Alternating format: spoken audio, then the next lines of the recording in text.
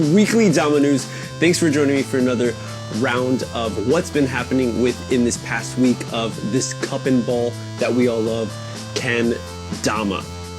Thanks for joining me, everyone. I'm a bit tired, a little exhausted. I spent all day in Tokyo at a art design fest and had a booth there selling some stuff, showing off some of the things, connecting, meeting other artists and stuff, so it was super dope. And I was like, I wonder if I'd be able to still do weekly Dama news. That's why I didn't post about it, just in case, you know, I didn't want to just call it quits right away. I had a little glimmer of hope that I could be pulling off weekly Dama news. So here we are, weekly Dama news. We'll be going into it and talking about what's happened within this week of kendama. Thanks everyone for joining me. We're going to be going in right away with this story that I just stumbled upon from The Origins. If you want to improve your play, you have to go out of your comfort zone. These are all stories. Playing the same wood quality and products from the same manufacturer with a different logo on it will end up in getting you trapped in a box. Okay. Of course, you know, granted, all of the company's shapes are different, but they are coming from the same, they're sourced from the same place, right? From Hundui in China. Okay. Let's keep on hearing what The Origins has to say. Each kendama shape has its good and bad sides for certain types of tricks.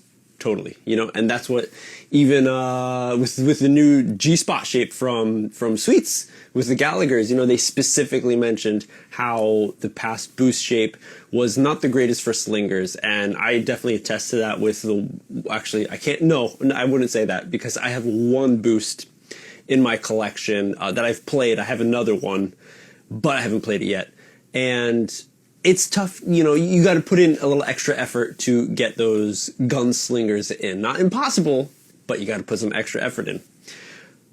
So, Eric is saying, you know, I'm not here to try to tell you our shape is the best on the market. In fact, it's the one with the smallest cups in modern day kendama. Most important part, continuing, of a good kendama is the weights. Imagine having a sarado with huge cups, but in the end, the sarado weighs 6 grams less than the spike. It will sit steep on the lunars, but can flip faster due to the extra weight on the spike. Following? So, lunars are easily achievable with a ken that has a heavier sarado, right? Yes, correct. That's what people know about. Sarado heavier on the cups, right?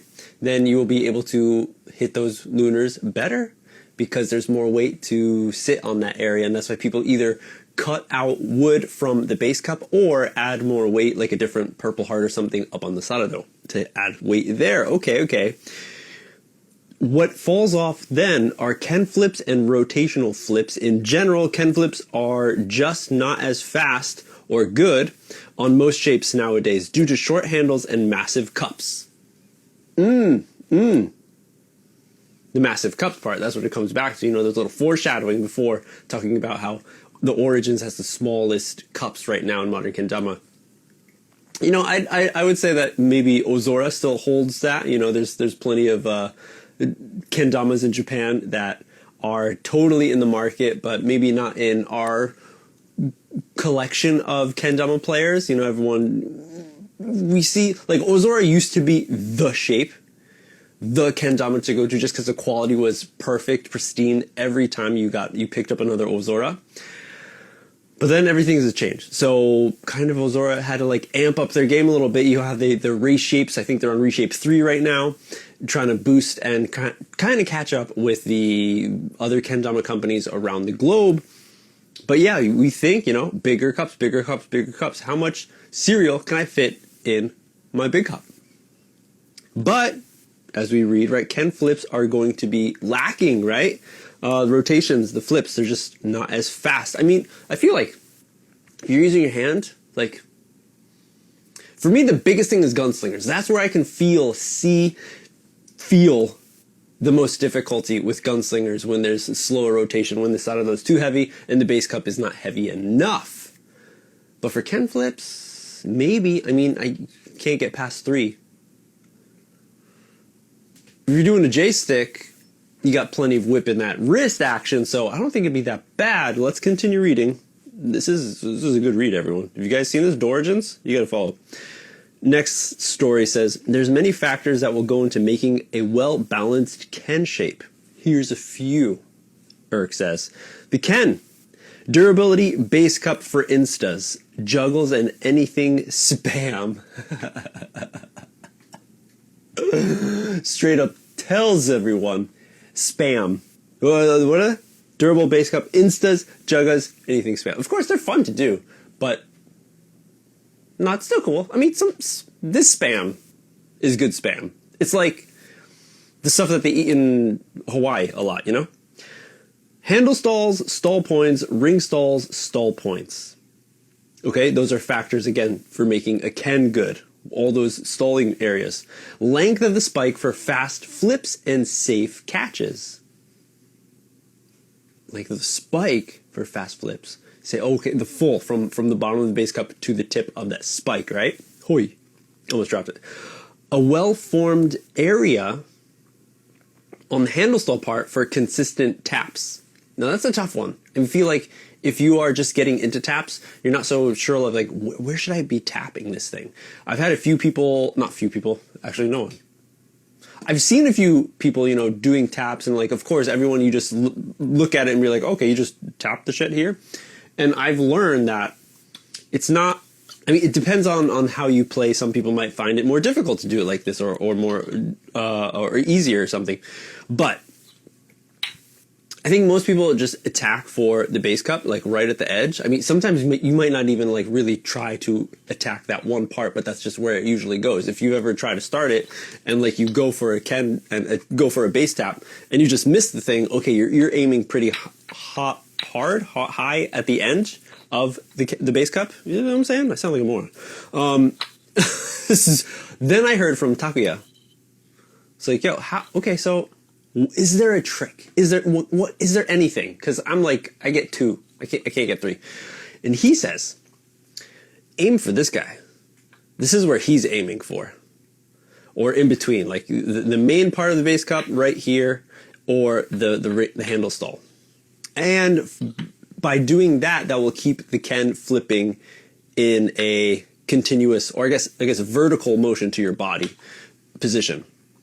Okay, I don't know if that's helped me so much. Maybe it has, but I'm still can't pass 3. Overrule got a woodline V, purple heart, and it's mad honed for slings right now, and it can't trip sling to save my life. I mean, triple sling is not the easiest. So, I gotcha. Okay. But the sapper that isn't the purple heart splice can quad sling. Okay. Says Dama in the chat. Now, of course, like all the Ken shapes, like all the companies like think like, okay, we're going to use this type of wood on this area to add for the weight there. And it generally works, but still, again, with stuff made at Hondoi, it can be total hit or miss. Totally. Right? Sometimes you get like a walnut that everyone's like, okay, it's a lighter wood. I've got some beefy ass walnuts sometimes in the past. I've had some. It's not impossible. So you're not always sure. And depending on how much quality control the companies do before they sell it, it's up to them to pretty much feel like, oh, if this is like, okay, I'm saying I'm gonna sell this walnut, and I'm saying it's specifically good if you like light Kens, and then we got one that's like an 85. It's like, that's a pretty hefty walnut. Maybe it was like the heartwood. What should I do? Do I put it out? Do I put it as like a B grade and say, hey, this is hefty? Quality control. Continues. Shape of the actual spike for easy spike. So, okay, so that's the many points of why a Ken is important, the shapes of the Ken, right? Now, of course, all the Kens have all these shapes. Let's continue on. the sarado. What are the good points? What are the important things to look at when you're looking at the sarado and making it as a kendama company? The Origins says, weight is the most important part of the lunarability. Lunarability? We've just expanded our vocabulary, everybody. Of the ken and not the cup sizes. Totally. Yes. I mean, I got a bunch of 2013, 14 Damas up here. And if I have one that has a heavy sarado compared to the base, the sword itself, it'll be slapping lunars. So it's not just about the cup size. The cup size will just give you more friction, more surface area to stick for whatever kind of like paint you got, right? Continues on. If you make the cups too large, your stalls will suffer. Yeah, I think so. As they will sit very high. It's farther away from your grip, so it's harder to control the bird. Probably stick lunars then, though. I never thought about that, but okay. That's an interesting take. So if your cups are massive, then it'll be a bit further away from your hand. If it's closer to your hand, then it's kind of like, closer to where you can kind of visually imagine stalling. Okay. Stall zones should give the bevel a surface to rest on, not only a single point. Does that make what? Oh God, go back.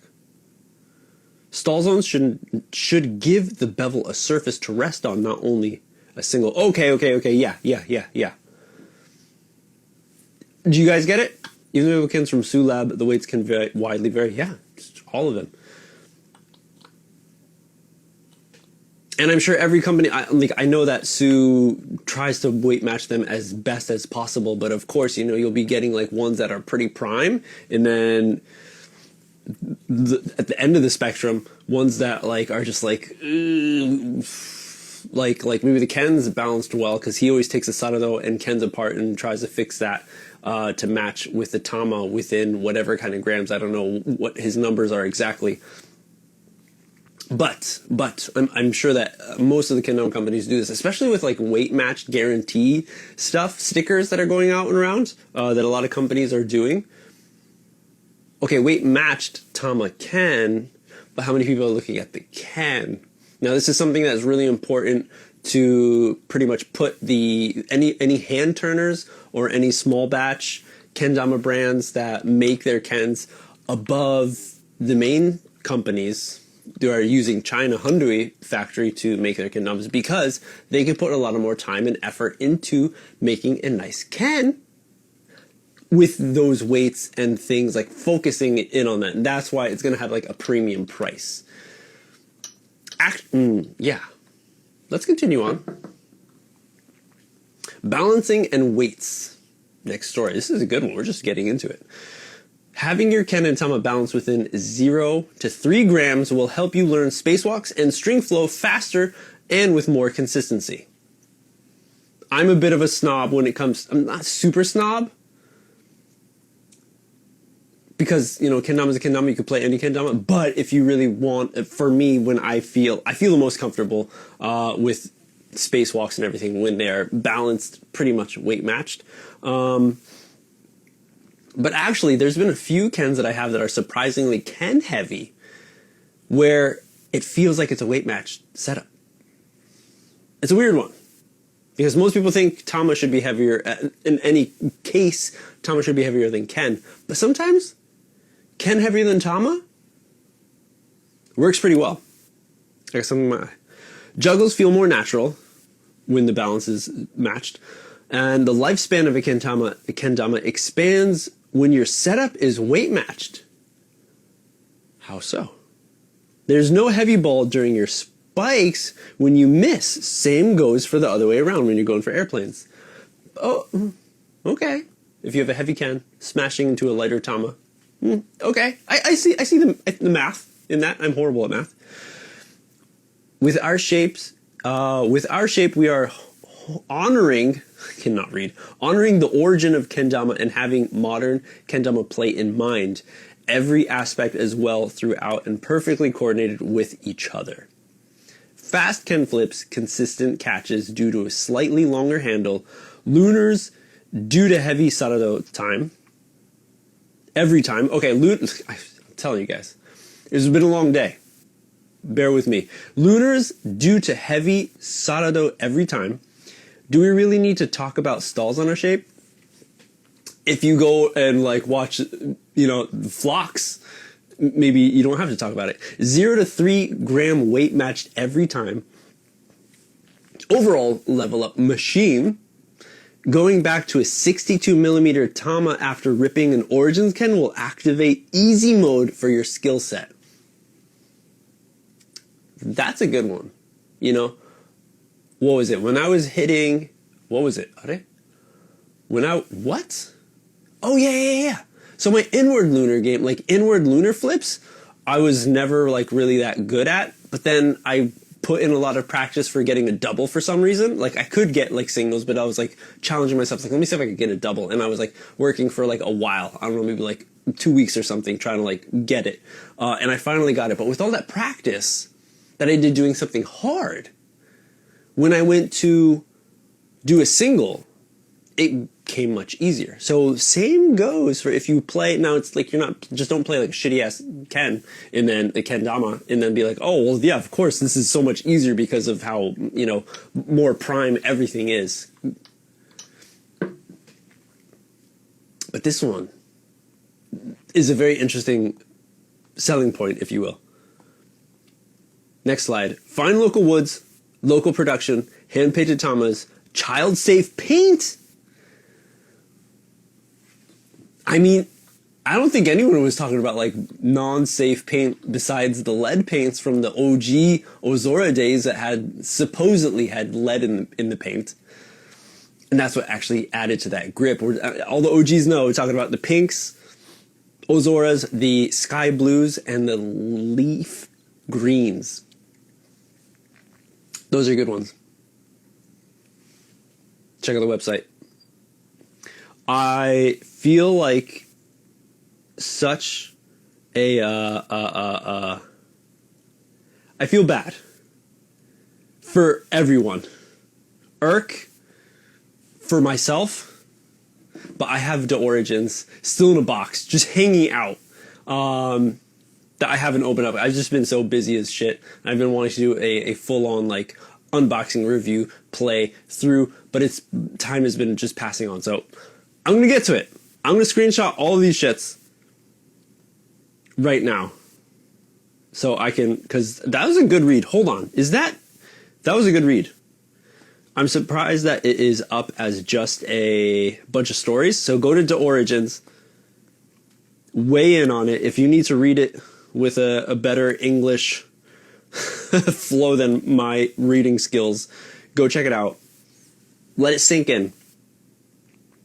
Yeah, so you can eat little leads what's the big deal? I don't know. I mean, they say it's not safe. Everyone watched Tommy Boy, right? Okay, let's go into the saved posts that I've had percolating from this past week. I know everyone's telling me, yes, Origins DAOs are nice, and I finally picked one up, and it's just sadly sitting. Can I grab it right now? Actually, what the hell? I moved it around. Okay. Oh, shit. Here's the first one. Original Tiger Camo Paint.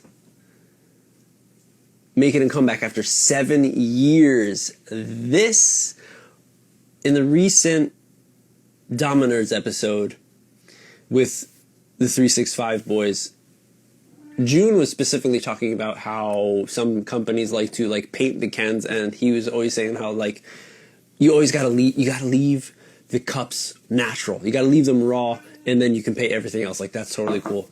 And he then mentioned the camo cans that 430 did, and now they're redoing it. This is a brand from Nobu here in Japan, Decade 430, releasing Jack Kendamas, and now he's bringing back the camo and just showing like the process of it right off the bat, which is really, really cool to see. I never knew they had that like underlying green finish at the base. Super cool. I don't know when we'll be able to pick it up. Original Tiger Camo Beechwood Kens. When are they coming? That was 6 days ago. Jack Kendama official. Now I know Jack Kendama has revamped their website, so you can actually order online. You can actually order overseas.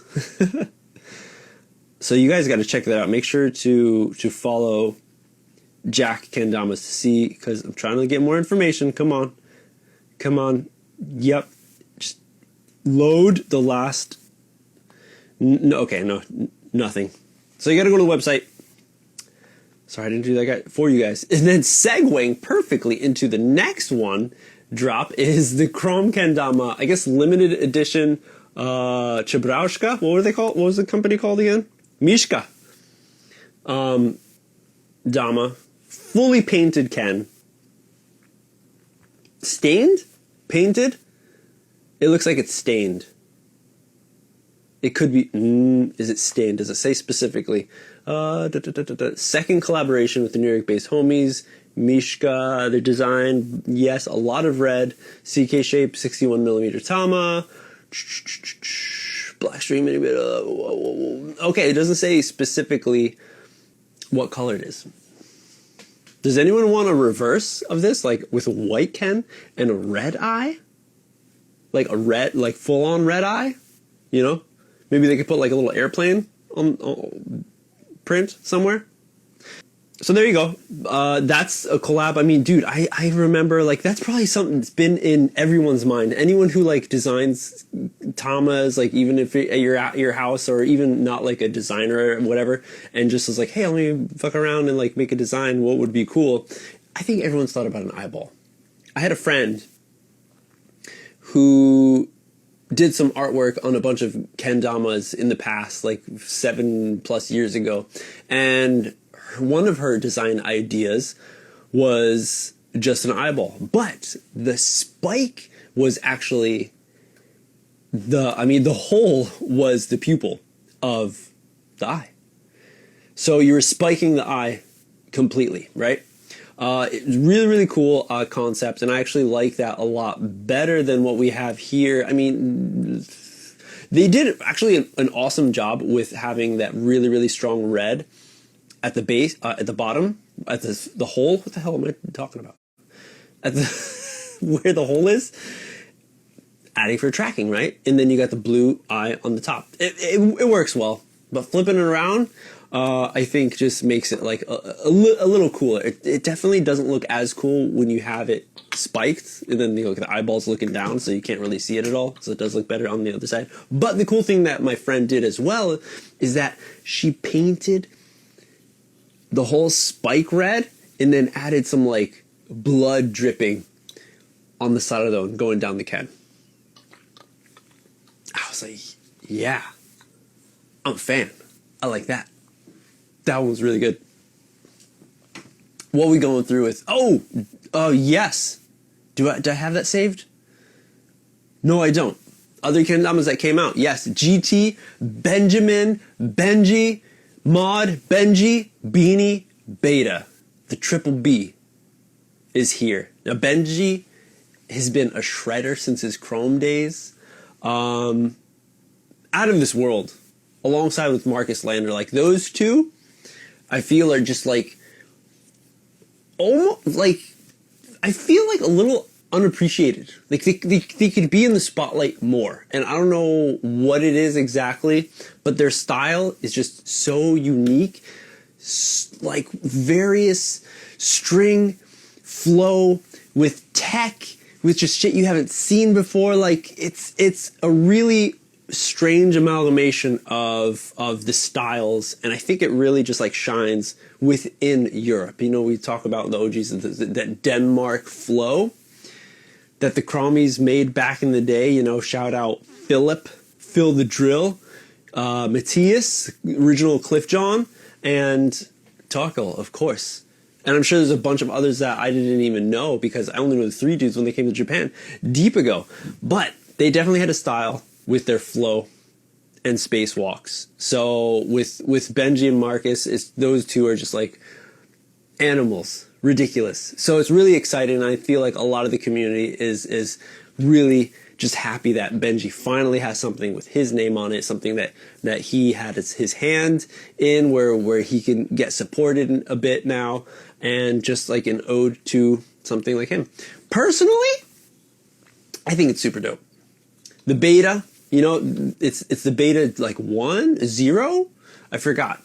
But if you guys remember, GT released the beta, full beach natural kendama, and if you bought it, I think it was like $40 if you bought it, then you got a email that had a little like comment, like questionnaire. How can we improve this kendama? What do you think about it? And from there, it's like a community kendama. If you were putting in supportive money to pick up one, then you had the option to give feedback on how that kendama played. So it's the Benji mod, but it's a beta.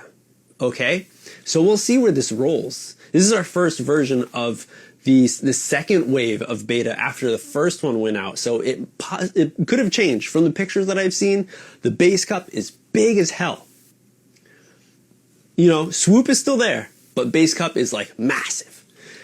Any case, very cool idea of having like the tattoos that Benji has around, but getting to where my mouth jumped the gun, the beanie, the Dama design, not a big fan of. At first I was like, is that like a Star Wars thing? Because I didn't know that it was a beanie. I really like the half split, and then actually the fade on the bottom 50 from white to clear, super dope.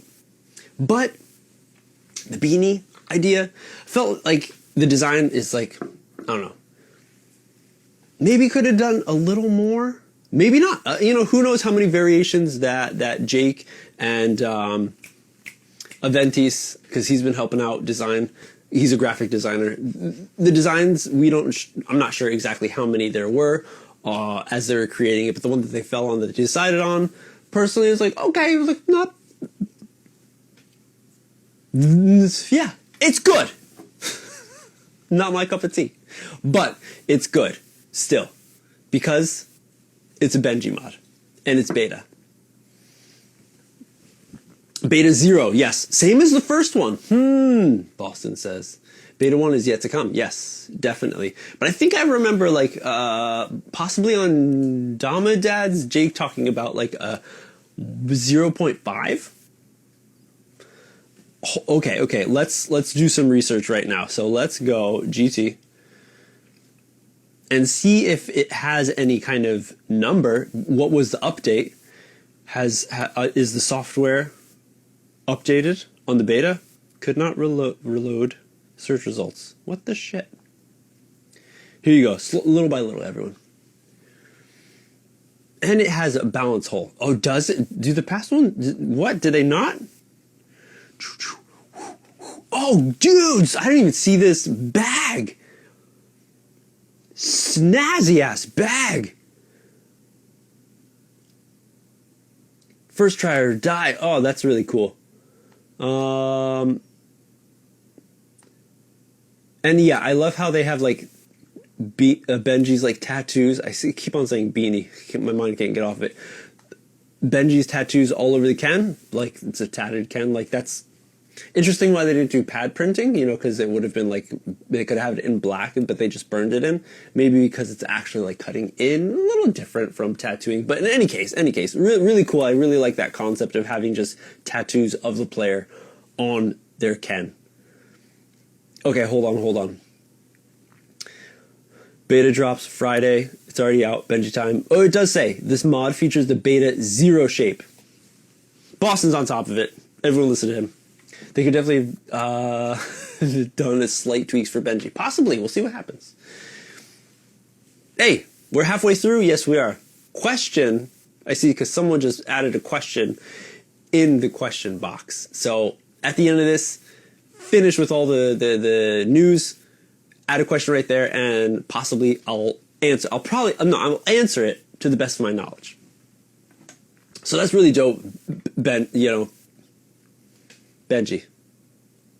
Super awesome. Congratulations on finally getting not a pro mod, but who cares?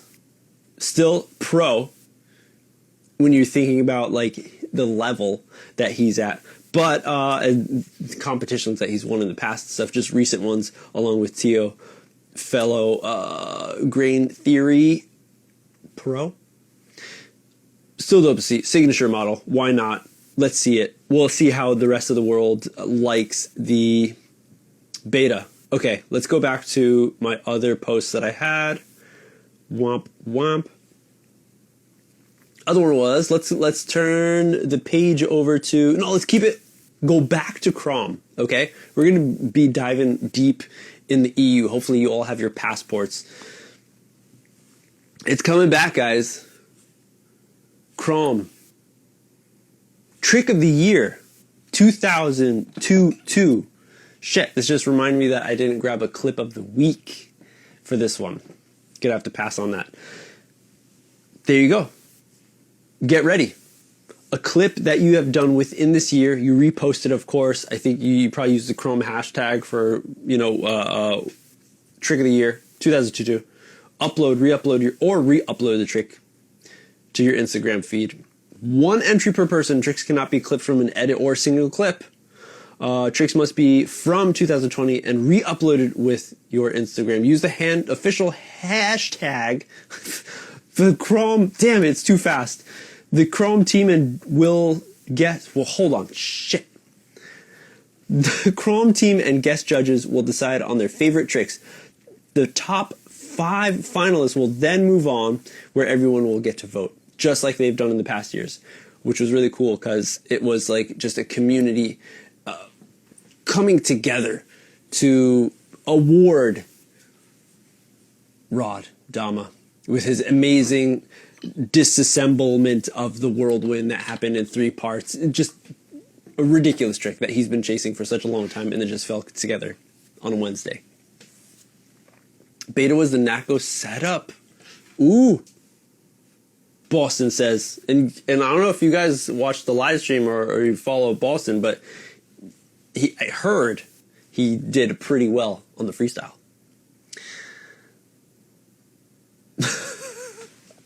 Okay. And then, keeping it EU, who's good at turntables? No. I can do normal and opposite, like whatever, clockwise, counterclockwise. And I've maybe done a double like once or twice, but it was like on a sumo, so that doesn't count. For me, personally, it doesn't count because I'm not usually playing a sumo. Not an easy trick.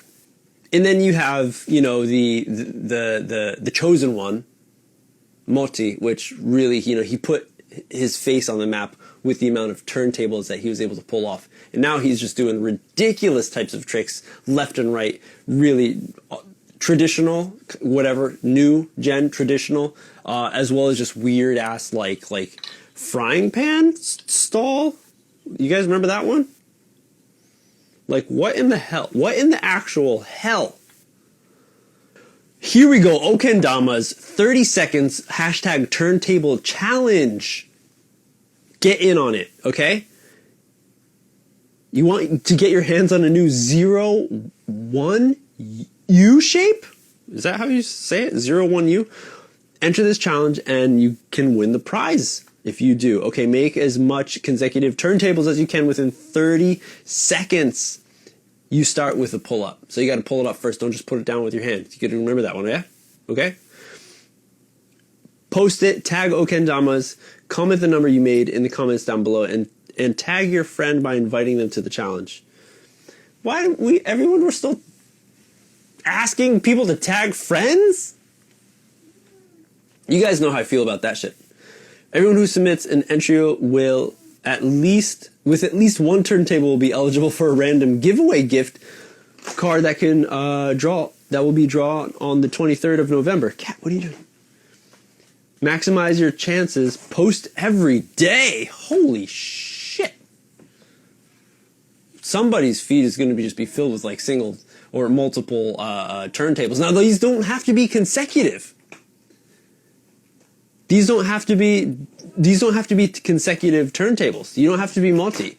There's a little video within this post that is just a dude going whap, one, catch, set up, whap, second, whap, third, okay?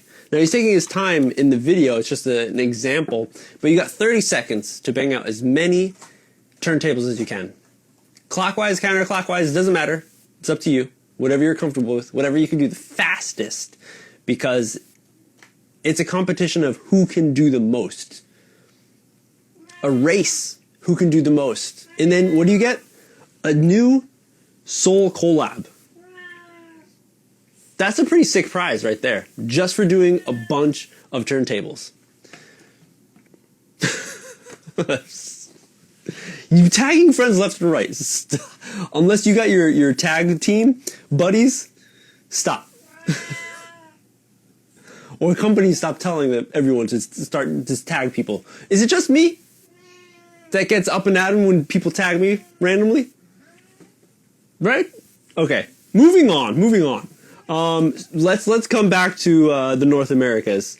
Sweets Kendamas has been releasing their video VHS. Possibly, I think all the videos that they focused on came out. Oh, no, maybe not Avatar. Avatar didn't come out VHS. That would be cool if they did a throwback like VHS movies. Matrix was a VHS. What was the other one they chose? Maybe Kill Bill wasn't. Any case, those went out. I possibly talked about it last week. Very surprised and very excited when I saw the rendition, theatrical mini clip cut of this. And I'm sure everyone else loved this. The Matrix side-by-side comparison shots with... Oh my God, come on.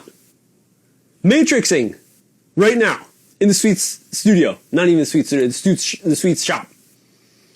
Instead of Matt screaming Trinity, I really wish it was him saying Cody. Wouldn't that have been so much better? It would just fit. You don't need to say Trinity. Cody! Really dope. They did such a good job recreating that, and I'm just waiting for the next ones, Who's going to be Smurf? Who's going to be a fake Bruce Lee? We want to see that, Bjorn recently just he just posted a Matrix-esque little skit. But the other two, come on. We need to get a Kill Bill and an Avatar one. If you went this far to do a Matrix one, teasing all of us, we want the other ones. We gotta let them know. And then the next thing was Sweets Kendamas picking up a new... Hold on. Mob? Yes, a new mob team member. Eagle. Forgot his last name. McMahon. A professional disc golfer. So it says. I am not, since I left the States 2008, 7, disc golf was a thing, but it was mostly just for people in Montana or something. Didn't really catch on anywhere else, or maybe just in my area. Really never saw it as anything special. I mean, I think most of the people just called it Folf for a long time, But here is a new type of beast, a sport, I guess you could say, where took golf and made it a little more accessible, but not any more exciting. It's still really boring. Why do I say that? Well, I mean, one, I do not like golf. I mean, yeah, I don't like golf. I don't not like it. It's just not fun to watch at all for me. So you could say I don't hate golf, but I don't mind. I don't want to watch it. I'm not going to go out of my way to watch it or play it, So the same goes for disc golf. Why do I know this? Because I just tried watching a 29 or 30 minute YouTube video of Matt Sweet Jorgensen and Eagle, their new mob member, play some disc golf. And I could definitely say that I was like, this is still golf. I'm one to Frisbee though. I love Frisbee. Did I say Frisbee? No. But any case, if you are into that game, and it might be more fun for you to watch, but again, expanding the mob team, taking over, not taking over, but expanding. That's what Sweets does. Bigger and bigger and bigger. And I think that's why a lot of people have this image of Sweets being like the top dog in the game for the past few years. Not only the amount of kendamas that they've been releasing, cushion paint, being high in the market, as well as another thing that is on everyone's eyes, Nick Gallagher, being a part of the team, something big, and they've just been continuing to pick up players from around the world and from different facets of sports. Sometimes not even sports. Look at Boogie T, right? So it's really amazing to see them just go out and just pick up more and more and more and more people from around the world. I keep on saying world, from around like the sports world, different areas again, to really market to new types of people. And seems like they're doing a good job. Definitely another side pastime that you could be doing if you're out playing Folf with your friends, and then you're like, okay, while he's throwing, or we got to walk over to get our discs, then we could play some kendama. It goes hand in hand. It goes in your hand, both of things. Bam, that's it, everyone. It's a short one. We got 2 questions banked. If you have any questions, let's hear right now. There might have been a few things that I missed, but as you can tell by how well I'm reading these articles, these posts, I'm tired. A little exhausted. So let's wrap it up and go into the questions. See, I don't even know what questions is. Here we go.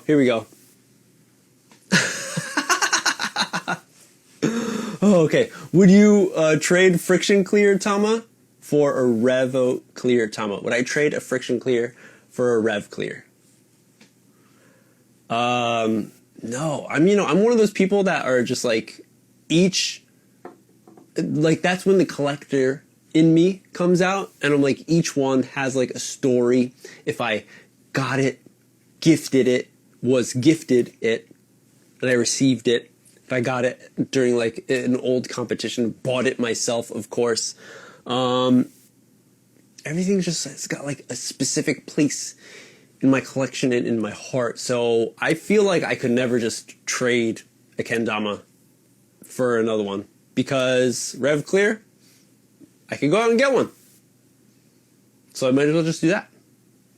And the final question, Black Friday product drop predictions.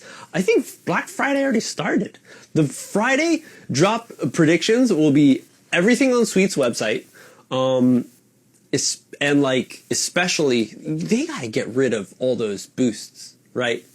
That's the only way that they're going to bring in the newer shapes. So we gotta clear them out, so everyone can just have the amp shape and the G-spot shape as normal kendamas for Sweets. Other brands, like, I don't know, guys, like, come on, Black Friday, we know there's going to be the Wheel of Fortune over at Krom. Krom of Fortune is happening again, and that's the amazing deal, like, leading up to Black Friday, every day, wheels being spun, Bonds is doing wacky shit, and percentages for different items, be it apparel or Damas, always changes, so you got to be on the lookout and follow and watch to see if something that you want specifically, when it hits its lowest or highest percentage off. You know what I'm saying? You get it? Kendama USA? I mean, like, do they still got tributes? Those will probably go on sale. Black Friday, like not as big. People do some Black Friday in Japan, but it's kind of slowly catching on, but it's really like it's not, it's just weird. It's awkward. It's like what Black Friday has turned into in North America, where it's just like people just doing like the Black Month, because it's not just Friday, it's the whole friggin' month that you'll be able to save and find deals here and there. But we'll see what happens. Of course, like it's going to be all of the past merch. So be on the lookout. If there was something that you've been eyeing that is still in the stores right now, hold off. You might be a little worried, like, oh, but it might sell out. It might, or it might not. And then Black Friday rolls around, which is what, in like 2 weeks or something? 3? Then that's your chance. There you go, in Boston. Leaking, possibly. Breaking news, everyone. Breaking news. I need like paper to like shuffle. Dope new stuff coming from Analog. All right, guys and gals. That's it. I'm out. It's been good. Thank you so much for hanging out with me. Oh, you like the nose right there? I got clonked. Bonked and... yeah, clonked. Is that a word? Smashed right on the nose with the Dama. Oh, just yesterday? Yeah, it was just yesterday playing some. I forgot what I was doing. I was like doing some like behind... no, I forgot exactly what I was doing. Spacewalk stuff.